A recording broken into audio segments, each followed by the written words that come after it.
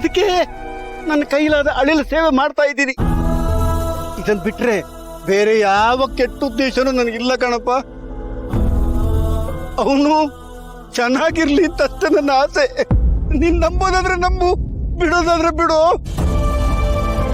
ನಾನು ಮೊದಲಿನ ಲಕ್ಕಿ ಲಕ್ಷ್ಮಿಗ ಅಂತಲ್ಲ, ಬಡಪಾಯಿ ಲಕ್ಷ್ಮಿಗಂತ. ಅಂಕಲ್, ನಿಮ್ಮ ಮಾತು ಕೇಳ್ತಾ ಇದ್ರೆ ನೀವು ಬದಲಾಗಿದ್ದೀರ ಅಂತ ಅನ್ನಿಸ್ತಾ ಇದೆ. ನೀವೇನು ವರಿ ಮಾಡ್ಕೋಬೇಡಿ. ನನ್ನ ಗೆಳೆಯ ತುಂಬಾ ಚೆನ್ನಾಗಿದ್ದಾನೆ. ನಮಗೆ ಹೊಟ್ಟೆ ಉರಿ ಆಗುತ್ತೆ, ಅಷ್ಟು ಚೆನ್ನಾಗಿದ್ದಾನೆ. ಏನ್ ಮಾಡ್ಕೊಂಡಿದ್ದಾನೀಗ? ಅವನೀಗ ಕ್ಯಾಬ್ ಡ್ರೈವರ್ ಕೆಲಸ ಮಾಡ್ತಾ ಇದ್ದಾನೆ. ಅಲ್ಲ ನಂದ, ಕಂಪ್ನಿ ಓನರ್ ಆಗಿದ್ದವನು ಕ್ಯಾಬ್ ಡ್ರೈವರ್ ಆಗಿದ್ದಾನೆ ಅಂತ ಸಂತೋಷದಿಂದ ಹೇಳ್ತಾ ಇದೆಯಲ್ಲೋ. ಅಂಕಲ್, ಸಂತೋಷವಾಗಿ ಹೇಳೋ ವಿಷಯನೇ ಇದು. ಅವನು ಮೊದಲಿಗಿಂತ ಈಗ ನೆಮ್ಮದಿಯಾಗಿದ್ದಾನೆ. ಟೈಮ್ ಊಟ ಮಾಡ್ತಾನೆ, ಕಣ್ತುಂಬಾ ನಿದ್ದೆ ಮಾಡ್ತಾನೆ. ಸಂಸಾರ, ಬಂಧು ಬಳಗ, ನೆಂಟ್ರು ಇಷ್ಟ್ರು ಯಾವ ಕಟ್ಟುಪಾಡು ಇಲ್ಲ ಅವನಿಗೆ. ನೋಡಿ, ಸಿದ್ಧಾರ್ಥ ಅರಮನೆ ಬಿಟ್ಟ ಮೇಲೆ ತಾನೇ ಬುದ್ಧ ಆಗಿತ್ತು. ಹಾಗೆ ನಮ್ಮವನು ಮನೆ ಬಿಟ್ಟ ಮೇಲೆ ನೆಮ್ಮದಿಯಾಗಿರೋದು. ಅಂಕಲ್, ಮನುಷ್ಯ ನೆಮ್ಮದಿಯಾಗಿರ್ಬೇಕು. ಅಲೆಮಾರಿ ತರ ಊರೂರು ಅಲ್ಕೊಂಡು ಆಕಾಶದಲ್ಲಿ ನೆಮ್ಮದಿಯಾಗಿ ಹಾರಾಡ್ಕೊಂಡು ಖುಷಿಯಾಗಿದ್ದಾನೆ. ನಾವು ಬದುಕಕ್ಕಾಗದಿರೋ ಬದುಕನ್ನ ಅವನು ಬದುಕ್ತಾ ಇದ್ದಾನೆ. ಅಂಕಲ್, ಈ ಆಸ್ತಿ ಅಂತಸ್ತಲ್ಲ ಯಾರಿಗ್ ಬೇಕು? ಖುಷಿಯಾಗಿರೋ ತಾನೇ ಇಂಪಾರ್ಟೆಂಟ್. ಕರೆಕ್ಟ್ ಆಗಿ ಹೇಳಿದೆ. ನೆಮ್ಮದಿ ಇದ್ರೆ ಒಳ್ಳೆ ಬದುಕಕ್ಕಾಗತ್ತೆ. ಗೌತಮ್ ಬರೇ ಮನುಷ್ಯ ಅಲ್ಲ ಕಣಪ್ಪ, ದೇವತಾ ಮನುಷ್ಯ. ತುಂಬಾ ಗ್ರೇಟ್ ಅವನು, ತುಂಬಾ ಗ್ರೇಟ್ ಕಣಪ್ಪ. ಹೌದಂಕಲ್, ನನ್ನ ಗೆಳೆಯನ ಬಗ್ಗೆ ಎಷ್ಟು ಮಾತಾಡಿದ್ರು ಕಡಿಮೆನೆ. ಗ್ರೇಟ್ ಅವನು. ಅಂಕಲ್, ನೀವು ಒಳ್ಳೆಯವರಾದ್ರಲ್ಲ, ನಿಮ್ಮನ್ನು ಬಿಡಿಸಿದ್ದಕ್ಕೂ ಸಾರ್ಥಕ ಆಯ್ತು ನೋಡಿ.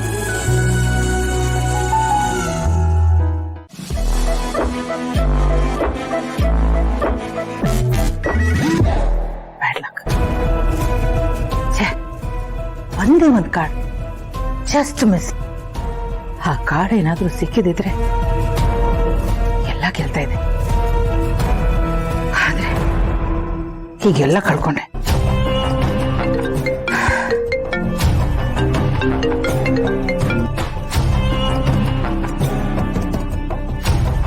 ಶುರುವಾಯ್ತು ಕ್ಲಬ್ಬಿಂದ ಫೋನ್.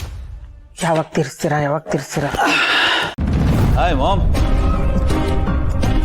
ಓಕೆ, ಎಷ್ಟೋಯ್ತು?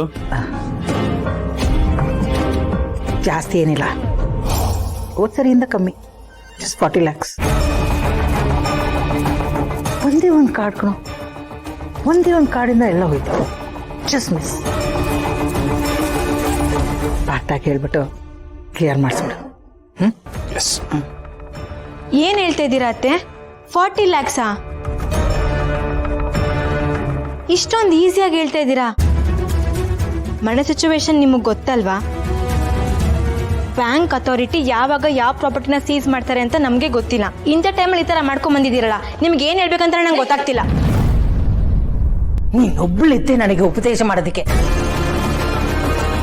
ಆ ಭೂಮಿಕಾ ಇಲ್ಲ ಅಂತ ನೀನು ಅವಳ ಜಾಗ ತಗೊಳಕ್ ನೋಡ್ತಾ ಇದೀಯಾ? ಭೂಮಿಕಾ ಪಾರ್ಟ್ 2. ನಾ 1000 ಮಾಡ್ಕೋತೀನಿ, ಅದು ನಿನಗೆ ಬೇಡದೇ ಇರೋದು. ಅದೇನೇ ಇದ್ರು ನಾನು ನನ್ನ ಮಕ್ಕಳು ನೋಡ್ಕೋತೀವಿ. ನೀನ್ ಲಿಮಿಟಲ್ಲಿದ್ರೆ ನಿನಗೂ ಒಳ್ಳೇದು, ನನಗೂ ಒಳ್ಳೇದು. ಇಲ್ಲಿ ನಿನಗೆ ಯಾವ ರೈಟ್ಸು ಇಲ್ಲ, ಅದು ನಿನಗೆ ಚೆನ್ನಾಗಿ ಗೊತ್ತಿಲ್ಲ. ನೋಡು, ನಾನು ಲಕ್ಷ ಕೋಟಿ ಕಳ್ಕೊತೀನಿ, ಅದು ನನ್ನ ಮಕ್ಕಳು ನೋಡ್ಕೋತಾರೆ. ನೀನು ನನಗೆ ಉಪದೇಶ ಮಾಡಕ್ಕೆ ಬರಬೇಡ. ನಿಂದೆಷ್ಟಿದೆಯೋ ಅಷ್ಟು ನೋಡ್ಕೋ. Mind your own business.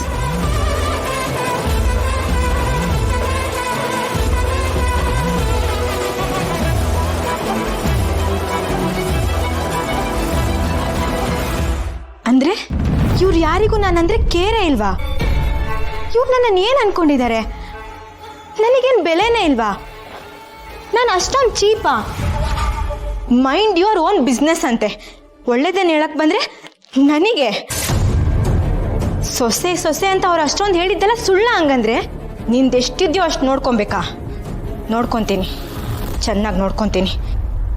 ನಿಮ್ಮನ್ನೆಲ್ಲ ಈ ಮನೆಯಿಂದ ಬೀದಿಗೆ ಹಾಕಿ ಬೀದಿ ಬಿಕಾರಿಗಳನ್ನ ಮಾಡಿಲ್ಲ ಅಂದ್ರೆ ನನ್ನ ಹೆಸರು ದಿಯಾನೇ ಅಲ್ಲ.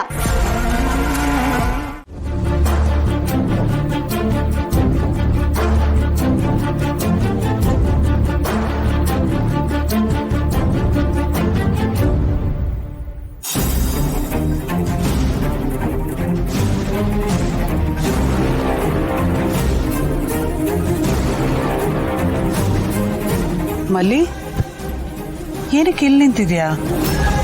ಯಾಕೊಂಥರ ಇದೆಯಾ? ಏನಾಯ್ತು ಮಲ್ಲಿ? ಅಕ್ಕ, ಒಂದು ಇಕ್ಕಟ್ಟಿನ ಪರಿಸ್ಥಿತಿ ಸಿಕ್ಕಾಕೊಂಡ್ಬಿಟ್ಟಿದ್ದೀನಿ. ಏನು ಮಾಡಬೇಕು ಅಂತಾನೆ ಗೊತ್ತಾಗ್ತಾ ಇಲ್ಲ. ಯಾರ ಹತ್ರ ಹೇಳ್ಕೊಡೋದು ಅಂತಾನೂ ಗೊತ್ತಾಗ್ತಾ ಇಲ್ಲ. ಯಾರ ಹತ್ರನೂ ಹೇಳ್ಕೊಳಕ್ಕಾಗದೆ ಇರುವಂಥದ್ದು ಅಂಥದ್ದೇನಾಯ್ತು? ಅಲ್ಲ, ಅದು ಹೇಳು ಮಲ್ಲಿ, ಏನಾಯ್ತು? ಇವತ್ತು ನಮ್ಮ ಕೋಚಿಂಗ್ ಸೆಂಟರಿಗೆ ನಮ್ಮ ಅತ್ತೆ ಅಣ್ಣ ಲಕ್ಷ್ಮೀಕಾಂತ್ ಅವ್ರು ಬಂದಿದ್ರು. ಅವರು ನಿನ್ನ ನೋಡ್ಕೊಂಡು ಅಲ್ಲಿಗೆ ಏನಕ್ಕೆ ಬಂದಿದ್ರು? ನೀನಿರೋ ವಿಷಯ ಅವ್ರಿಗೆ ಹೆಂಗೆ ಗೊತ್ತಾಯ್ತು? ಅದೇ ನನಗೂ ಗೊತ್ತಾಗ್ತಾ ಇಲ್ಲ. ಅವ್ರು ಮಾತ್ರ ಅಲ್ಲ, ಆ ಕೇಡಿ ನನ್ನ ಗಂಡ ಅಂತ ಅನ್ಸ್ಕೊಂಡಿದ್ದಾನಲ್ಲ ಜಯದೇವ್, ಅವರು ಬಂದಿದ್ರು. ಅದ್ರ ಜೊತೆ ಅವ್ರ ಹುಡುಗರು ಬಂದಿದ್ರು. ನಾನು ಅಲ್ಲಿರೋದು ಹೇಗೆ ಗೊತ್ತಾಯ್ತು ಅಂತಲೂ ಗೊತ್ತಾಗ್ತಾ ಇಲ್ಲ. ಆಮೇಲೆ ಲಕ್ಷ್ಮೀಕಾಂತರು ನನ್ನ ನೋಡಿದ್ರು, ನನ್ನನ್ನು ಮಾತಾಡ್ಸೋಕ್ಕೂ ಬಂದರು. ಅಲ್ಲಿನ ತಪ್ಪಿಸ್ಕೊಂಡು ಓಡ್ ಬಂದ್ಬಿಟ್ಟೆ. ಏನು ಮಾಡಬೇಕು ಅಂತ ಗೊತ್ತಾಗ್ತಾ ಇಲ್ಲ. ಭಯ ಆಗ್ತಾ ಇದೆ ಅಕ್ಕ. ಮಲ್ಲಿ, ನೀನು ಈ ವಿಷಯನ ಭೂಮಿಕಾಗೆ ಹೇಳದ್ಯಾ? ಅಯ್ಯೋ ಇಲ್ಲಪ್ಪ, ನಾನಾದ್ರೂ ಈ ವಿಷಯನ ಅಕ್ಕಂಗೆ ಹೇಳ್ಬಿಟ್ರೆ ಅವ್ರು ಫುಲ್ ಟೆನ್ಷನ್ ತಗೊಂಡ್ಬಿಡ್ತಾರೆ. ಅದಕ್ಕೆ ಏನೂ ಹೇಳಕ್ ಹೋಗ್ಲಿಲ್ಲ. ಇಷ್ಟು ದಿನ ನಾವೆಲ್ಲೋ ಯಾರಿಗೂ ಕಾಣಿಸಿರೋ ಥರ ಬದುಕ್ತಾ ಇದ್ವಿ. ಇವಾಗ ನಾವೆಲ್ಲಿದ್ದೀವಿ ಅಂತ ಹೇಳಿ ಗೊತ್ತಾದ್ರೆ ಮತ್ತೆ ಕಾಟ ಕೊಡೋಕೆ ಶುರು ಮಾಡ್ತಾರೆ. ನೆಮ್ಮದಿನ ಹಾಳಾಗೋಗುತ್ತೆ.